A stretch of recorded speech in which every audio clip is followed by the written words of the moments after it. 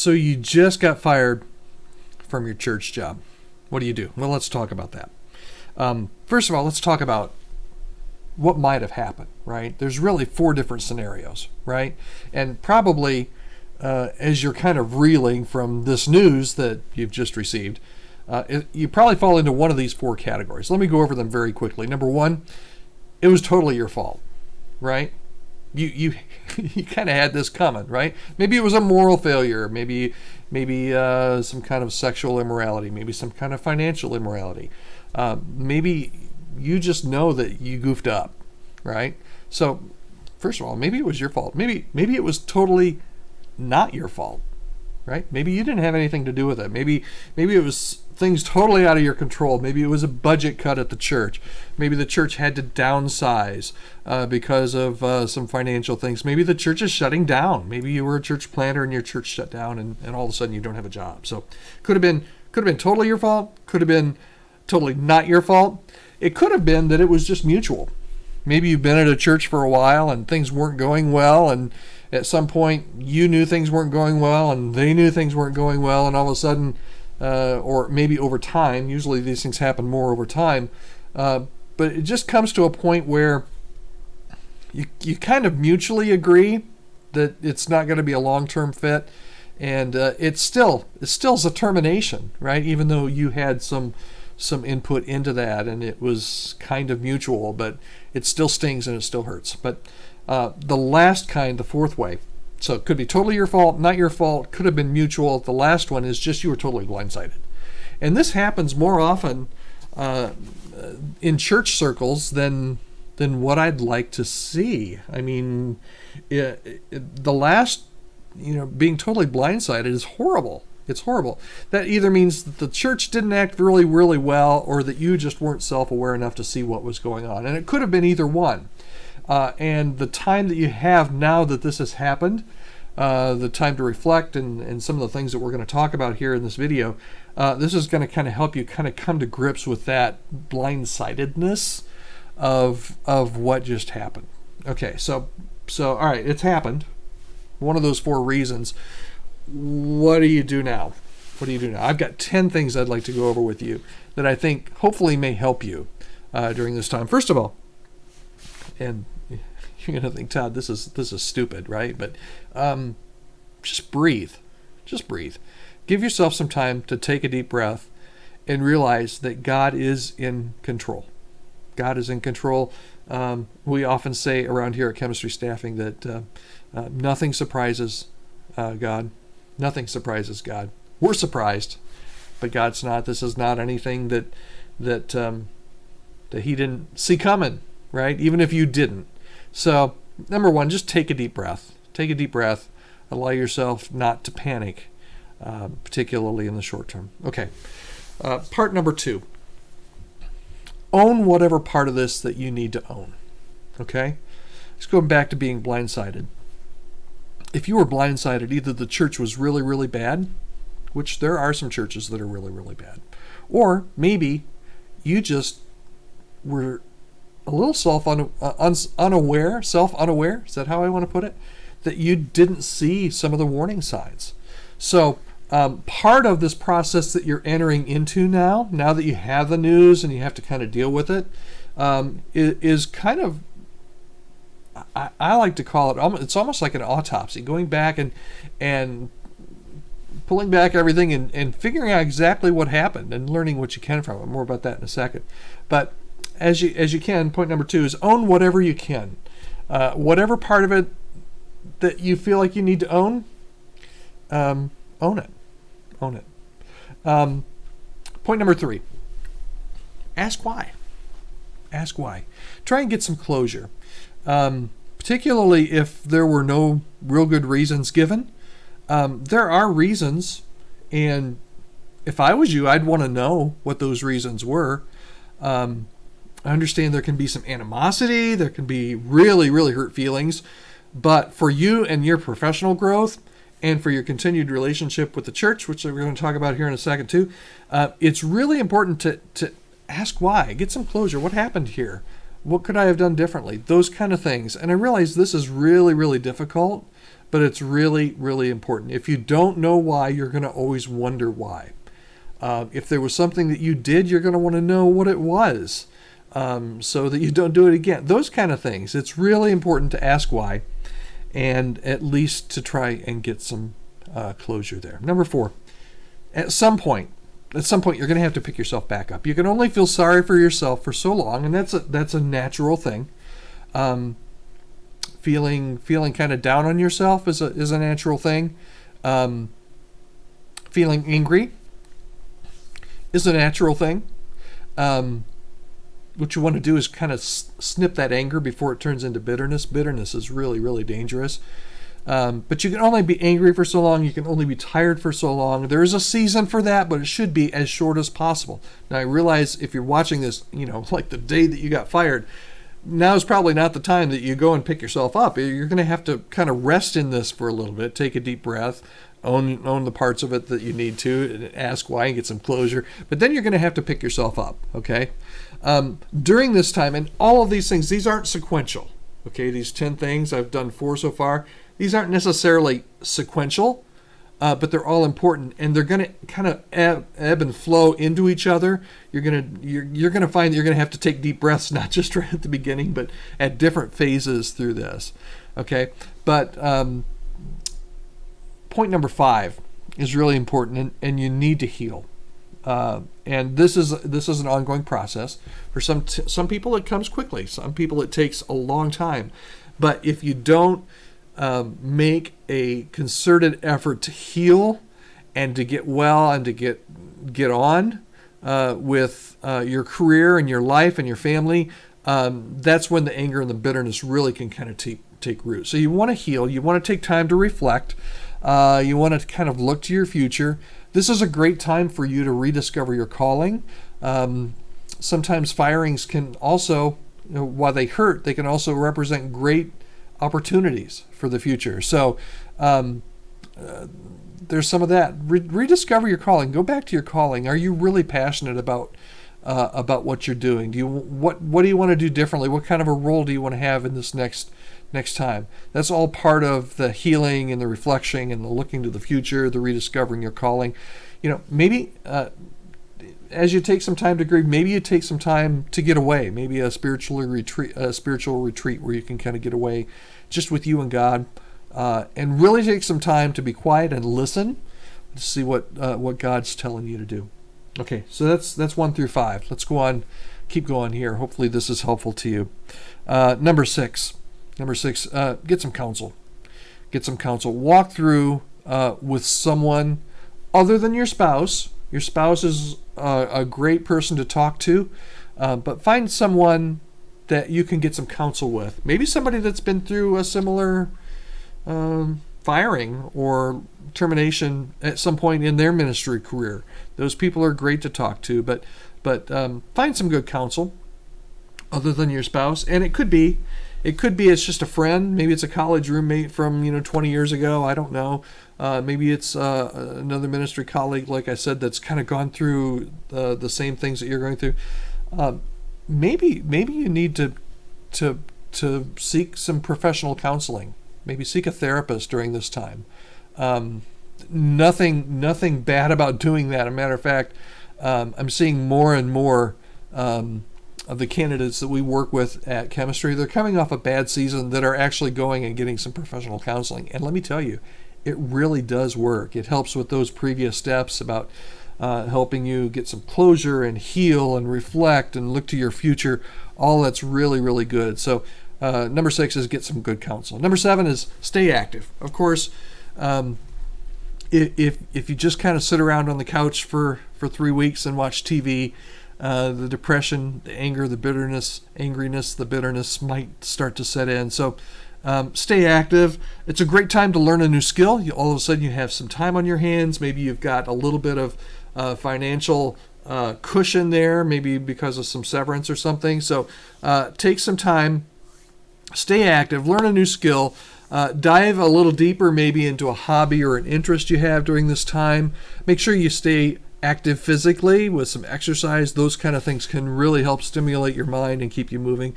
But stay active as much as you can. Okay, number 8. All right, so we've done all those other things. You notice we've not even talked about getting your resume around or starting to job hunt yet. But that's number 8. Get your resume ready to go. And here's my recommendation to you. Rather than digging out that resume from 3 years ago or 5 years ago or 18 years ago and adding to it, I would start from scratch. This can be a part of your healing process, actually. Start your resume from scratch. Start and go back, and this will give you an opportunity to kind of bullet point highlights in your career. And it's just a really good exercise to kind of help you think through, okay, this is a part of that last job that I really did like. This is a part that I really didn't like. This is something I really excelled at. This is something maybe that wasn't my favorite thing. This is what I'm passionate about. This is what I'm not. So step number 8, get ready to go. Get your resume ready to go. Start over rather than amend it. There are some great resume videos that we've recorded at Chemistry Staffing. You can see them here on our channel. Matter of fact, subscribe right now. Hit the subscribe button and the thumbs up button. That'll help you to get more videos like this that will help you during your transition. But there's some great resources out there. You can add your profile at Chemistry Staffing. That's what we do all day, every day, is help candidates like you find their next place of service. And you can just go to chemistrystaffing.com/submit-profile. There'll be a link down in the comments below where you can do that as well. But make sure that you get your resume ready to go. Your new job is your job search right now. Okay, so you've got some extra time on your hands, and your new job right now is searching for that next ministry opportunity or that next role, whatever it is. Okay, so that's number 8. Getting through here to number 9 and 10, and then we'll bring this to a close. Number 9, plan your future. Plan your future. And again, these steps kind of move back and forward. You're gonna start number 9 probably a lot earlier in the process, and it's going to go all the way through. But here are just some of the things that I wrote down as far as how do you plan your future. First of all, what's your financial runway? Do you have how much severance do you have? How long will that take you? Worst case scenario, how much money do you have that you can make your rent or your mortgage payment and your expenses? Do you have 3 months? Do you have 6 months? Do you have 2 weeks? All that makes a big difference. Second thing, as you plan your future, and again, this goes all the way through the process, is just simply this: are you healthy enough for church work? Sometimes churches are cruel, right? Sometimes churches can knock the snot out of you, and sometimes you need a little bit of time off. And it's not bad. It's not a bad thing. If you don't feel like you're healthy enough to move from what you just went through into another ministry position, that's okay. God still has a calling on your life. We always tell every candidate that we talk to, you're special, you're unique, and you're valuable. God has a calling on your life, and that calling isn't going to go away because you're hurt right now or because you're working through some things. Maybe you need to take, I had a candidate not too long ago say, I went, after I had a really hard time in ministry, I went and I worked for 3 months in a warehouse, and it was the best thing I could have done. I worked 8 to 5. I came home. I was with my family. I didn't carry all that ministry baggage, and it allowed me time to heal. So maybe you just need some time away to kind of heal during this next season. Maybe it's not a long-term thing, but ask yourself and really be serious with yourself. Are you healthy enough to enter back into church life and church work, right? Next thing, what do you need to do today? What do you need to do today? There are certain things, you can't do everything all at once, right? But you need to make steady progress. So what do you need to do today? What do you need to do tomorrow? What does that plan look like? And I would encourage you to, as you go through this transition or this stage, to lean in. You've really got 2 options. You can lean in, or you can zone out. Zoning out just kind of means like, I just can't. That's what my kids say. I just can't, Dad. There comes a time where you just can't, but you have to. You have to.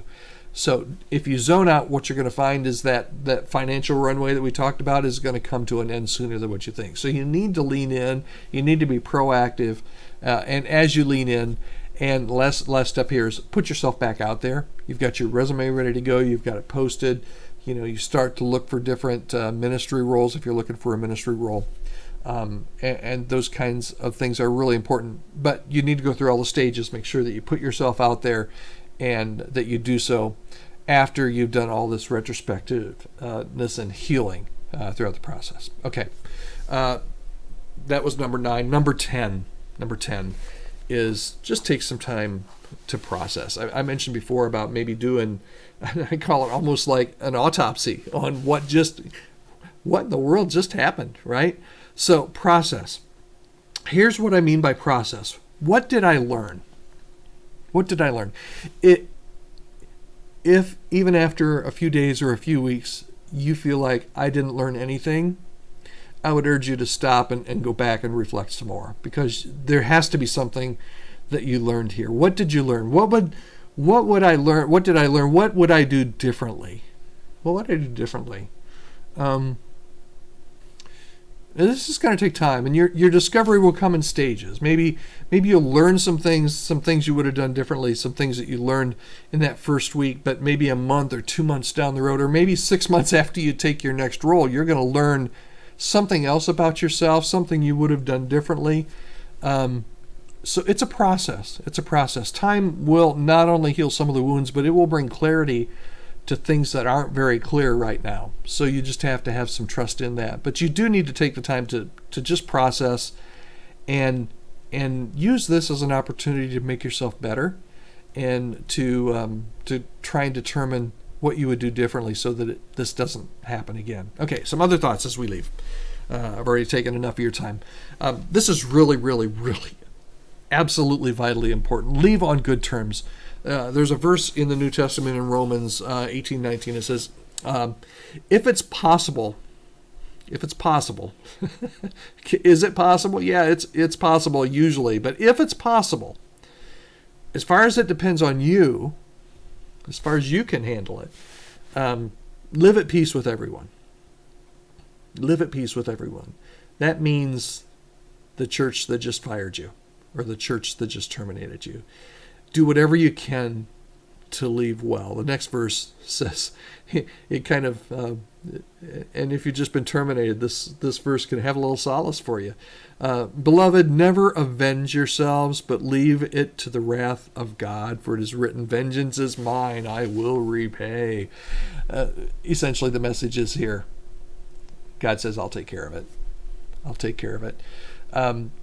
There's so much to be said for leaving well. There's so much to be said for taking the high road, even when you don't feel like it. A couple of really practical reasons. Number one is that usually when you go for your next role, they're going to want to contact your last employer. So if you can kind of, eat a little crow, make it, it'll be uncomfortable, but the best you can leave so that they can say some nice things about you when they get that phone call is really good. Ideally, man, you'd like to ask for a reference.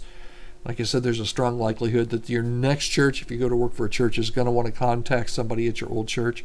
So try and leave as well as you can. And then finally, and I'll leave you with this, communicate, but communicate wisely. Choose your communication wisely. You're going to have a ton of people that you're going to need to communicate with, starting with your family. You're going to have to communicate with your family. You're going to have to connect with your professional network, the people that you know in ministry that aren't a part of your church.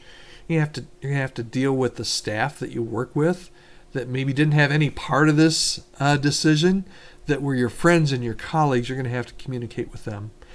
You're also going to have to communicate with the volunteers, the people that you worked with at your church, those people that you were in the trenches with in ministry. You're going to have to communicate with them. Just choose your communication wisely. And again, this is just as much part and parcel of leaving well as the conversations that you have with your boss or the person, your superior that terminated you. Make sure that you communicate well, speak well when you can. And honestly, I know it's hard. But I'm guessing that there was some good that came out of this season of ministry. You probably met some really great people. Maybe you went through a time where you just really grew spiritually. Maybe at the beginning, man, it was awesome, and you had some great opportunities, or you learned some unbelievable new skills. Think about the good things. As you think about the good things, that will help mitigate some of the bad things that happened and some of the ways that it ended. But thinking on those good things as you communicate to people will really, really help you to be able to leave well. I know it's hard. I know it's hard. These things are tough. But if you can leave on good terms, whatever you can do to live in peace with others, do it. Man, if you like this video, we've got a bunch of other videos like this. Subscribe. Leave a comment below if you've got a question on anything that has to do with staffing or even getting fired or being terminated. You can leave that question. I'll respond to every question that comes in, and even make a video here if there's a topic that you would like to hear me pontificate on. So thank you so much. I really appreciate your watching this, and let me go back to one of the points I made earlier. I'll leave you with this. While you may be surprised, while you may be disappointed, God is not. He knows exactly what's going on, and He cares for you just as much today as He did before this ever happened. So hang in there, lean in, don't zone out.